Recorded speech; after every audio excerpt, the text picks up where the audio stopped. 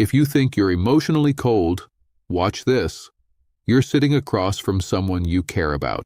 You're explaining how exhausted you've been, how something they said actually hurt, how you've been carrying more than you show, and they just nod. No shift in their face, no softness in their eyes, no emotional movement at all. It's like talking to a wall that occasionally blinks. You walk home replaying it in your head. Do they even care? Are they just cold? And maybe the scarier question, am I asking for too much? Now let me flip it. What if you're the one who's been accused of not caring? People say you're distant, detached, hard to read. You don't get involved in drama. You don't overreact. You don't chase emotional intensity. And honestly, part of you feels proud of that, because you've seen what happens when people care too much. They get used. They get hurt. They get consumed. So you made a quiet decision somewhere along the way. I won't let that be me. You tell yourself you're just practical. You're protecting your peace. You're focused. But late at night, when everything is quiet, there's this faint question in the background. Is this strength or is this armor? The psychology of people who don't care about other people isn't simple. It's not just selfishness. It's not just cruelty. Sometimes it's adaptation. Sometimes it's exhaustion. Sometimes it's survival. And sometimes it's a heart that learned the safest way to live is to feel less. If any of this feels uncomfortably familiar, good. Because that means we're not talking about those people. We're talking about you. I've often wondered why some people seem almost immune to empathy. Not cruel, not aggressive, just untouched. Like they're watching life happen, but not really stepping into it. Psychology suggests that what looks like not caring is often something called emotional numbing. Emotional numbing is the nervous system's way of lowering the volume when everything has felt too loud for too long. When someone experiences repeated stress, rejection, betrayal, or emotional overload, the brain adapts. It doesn't ask for permission. It just adjusts. One key player here is the HPA axis, the system that regulates your stress response. Think of it like your internal alarm system. When it's activated too often, your body stays in survival mode. And survival mode is not designed for deep empathy. It's designed for protection. If you're constantly bracing for impact, you don't have the luxury of feeling everything. So the brain makes a trade. Less intensity, less vulnerability, less pain, but also less joy, less connection. That's the hidden cost. There's another psychological mechanism at work here, cognitive dissonance. This is the tension we feel when our behavior doesn't match how we see ourselves. For example, if someone ignores a friend who needs help, that creates discomfort. Instead of changing the behavior, the mind often changes the story. They're too needy. It's not my responsibility. They'll figure it out. And just like that, the tension fades. The brain prefers internal consistency over uncomfortable truth. It would rather adjust the narrative than confront guilt. That doesn't make someone evil. It makes them human. Now here's where it gets even more interesting. From an evolutionary perspective, emotional detachment wasn't always a flaw. In early human environments, survival required quick, rational decisions. If every loss completely shattered you, if every conflict overwhelmed you emotionally, you wouldn't function effectively in a harsh world. Detachment created clarity. Clarity improved survival. In small tribal groups facing danger, the ability to suppress overwhelming emotion could mean the difference between life and death. So in a strange way, the capacity to not care developed as a strength. But modern life is not ancient survival. Today, relationships are our ecosystem. Connection is our currency. And what once protected us can now isolate us. Here's the dual lens. On one side, people who don't care easily are often resilient. They don't crumble under emotional pressure. They're not easily manipulated. They maintain boundaries. They can make hard decisions without drowning in guilt. That's powerful. In high-stress environments, leadership roles, crisis situations, competitive industries, emotional restraint can look like strength. But here's the other side.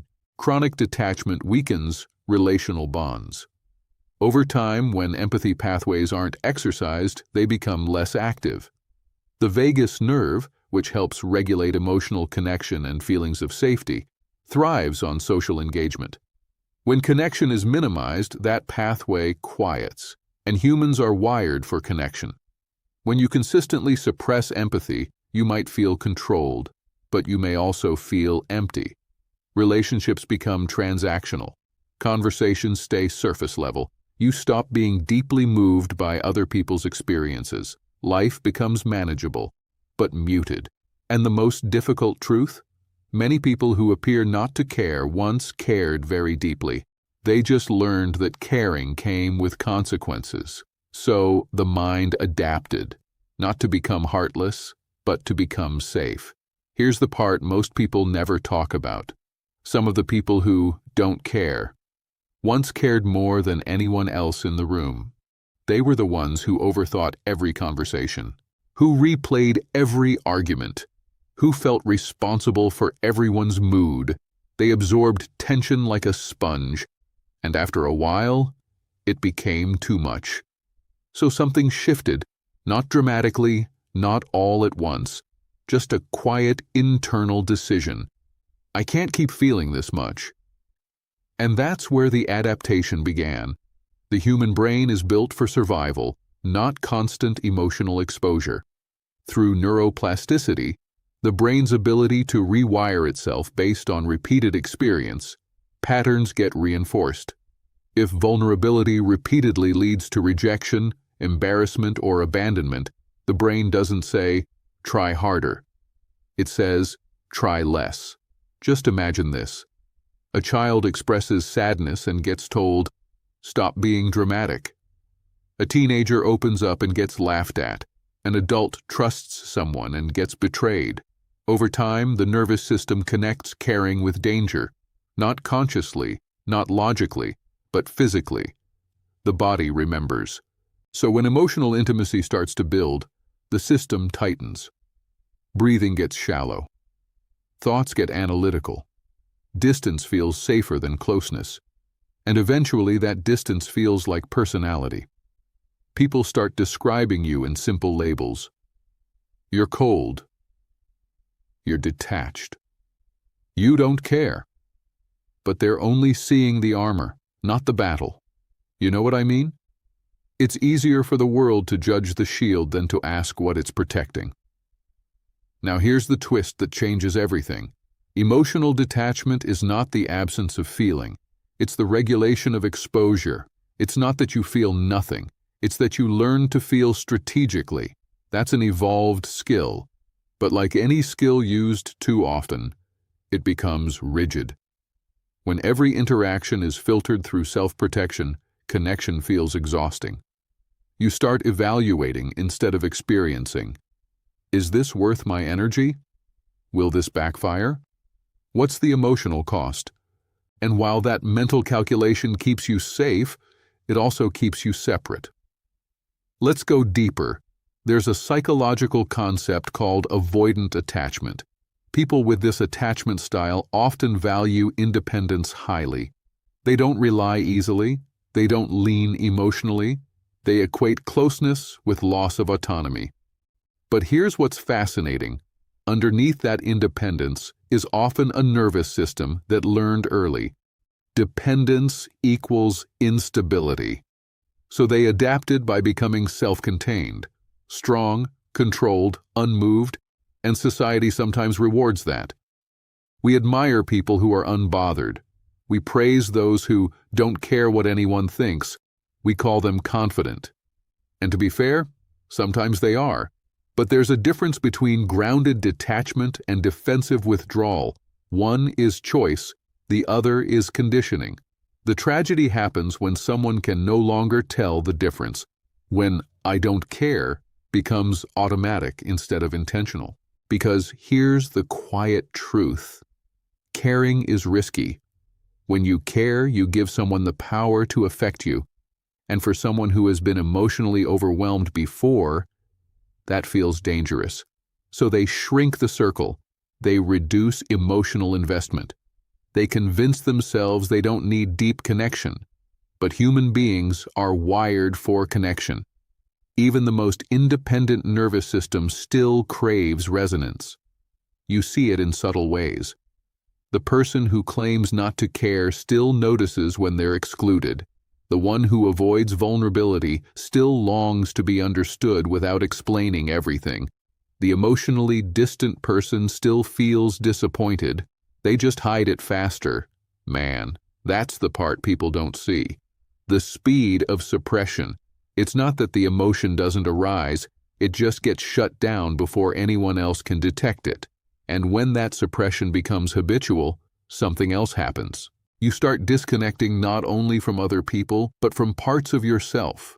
Joy becomes quieter, excitement becomes measured, love becomes conditional. You become stable, but smaller.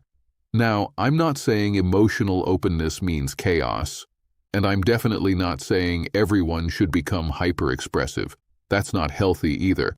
The goal isn't to swing from detachment to emotional flooding. The goal is flexibility, the ability to engage and disengage consciously. Because here's what makes someone truly powerful. Not the inability to care, but the ability to care without losing themselves. There's a massive difference. When detachment is unconscious, it controls you. When detachment is conscious, you control it. And this is where the narrative shifts from "I'm broken" to "I adapted." You are not heartless. You are trained. Trained by experiences, trained by environments, trained by survival moments that taught you how to reduce emotional risk. The question now isn't, "Why am I like this?" It's, "Is this still serving me?" Because what once protected you may now be limiting you. The armor that kept you safe in chaos might be keeping out connection and stability. And here's something people rarely admit. Deep down, many emotionally detached individuals are exhausted.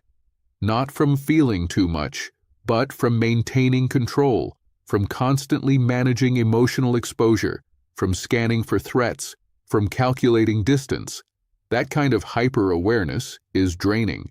Sometimes the strongest-looking person in the room is the one working hardest to not feel. So instead of asking, "Why don't they care?" maybe the better question is, "When did they decide it wasn't safe to?" And if that question feels personal, good. Because awareness is the beginning of choice. You don't have to abandon your boundaries. You don't have to become emotionally dependent. You don't have to lose your independence. But you might experiment with lowering the shield, just slightly, not because you're weak, but because you're strong enough now to choose differently. And that's the real evolution, not from caring to not caring, but from unconscious protection to conscious connection. So if emotional detachment is adaptation, if it's protection shaped by experience, what do you actually do with that awareness? Because insight feels powerful in the moment. But without action, it fades. Let's talk about rebuilding connection without losing strength. Not dramatic transformation, not emotional chaos, just controlled expansion.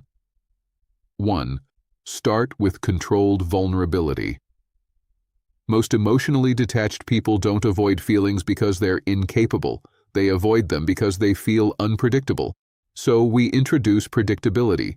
Instead of opening up, which feels huge, try structured honesty.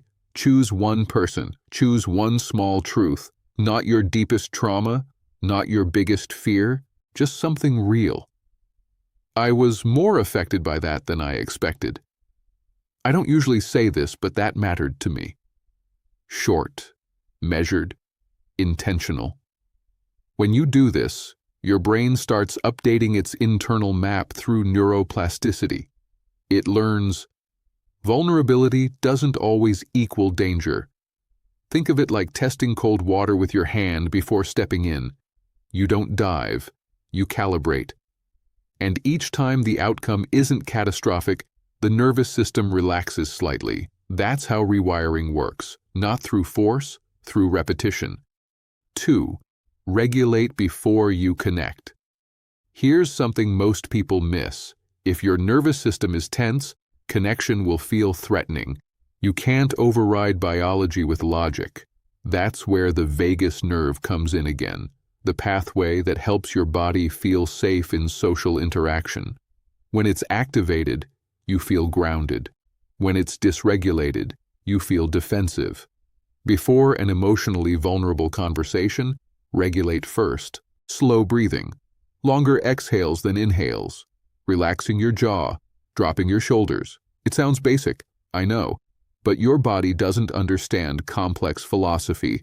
It understands signals, and when the body feels safe, emotional openness feels less risky. Connection is biological before it's psychological. That's something we forget. 3. Redefine what caring means. For many emotionally detached people, caring equals emotional exhaustion. They've seen what happens when someone overgives. They've experienced being the emotional anchor for everyone else, so they associate caring with depletion. But caring does not mean absorbing. It means acknowledging. There's a powerful middle ground between cold indifference and emotional overextension. Instead of, "It's not my problem," try this internal shift. It's not my responsibility to fix, but it's human to recognize. You don't need to solve someone's life, but you can say, "That sounds hard. I hear you. That makes sense." Empathy doesn't require sacrifice. It requires presence. And presence doesn't drain when boundaries are intact. You can care without collapsing. You can engage without merging. That's emotional maturity. 4. Examine the cost of staying unmoved. Here's where we get honest. Emotional detachment protects you from pain, but what else does it protect you from? Love, inspiration, deep friendship, shared meaning. The same walls that block chaos also block intimacy. And here's the philosophical paradox. The more you try to avoid being hurt, the less fully you experience being alive. Avoidance reduces suffering, but it also reduces depth. It flattens the emotional spectrum. If you never allow yourself to be deeply affected, you never allow yourself to be deeply transformed. Strength without softness becomes isolation, and isolation over time becomes loneliness. Not dramatic loneliness, subtle loneliness. The kind where you're surrounded by people but feel slightly separate, you know what I mean? That quiet sense of being misunderstood, even when no one is actively against you. That's the long-term cost. 5. Build emotional flexibility, not emotional flooding. This is important. The goal is not to become hyper-emotional. It's not to swing from numb to overwhelmed. It's flexibility. The ability to open when it's safe. The ability to close when it's necessary. Conscious detachment is healthy. Unconscious detachment is limiting.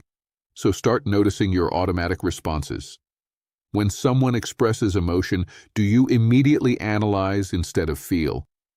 When conflict appears, do you withdraw instantly? When someone gets close, do you subtly create distance? Just notice, no judgment. Awareness alone begins loosening rigid patterns. Because once you see the pattern, you're no longer fully controlled by it. 6. Ask the hard question. Every emotionally detached person has a protective story.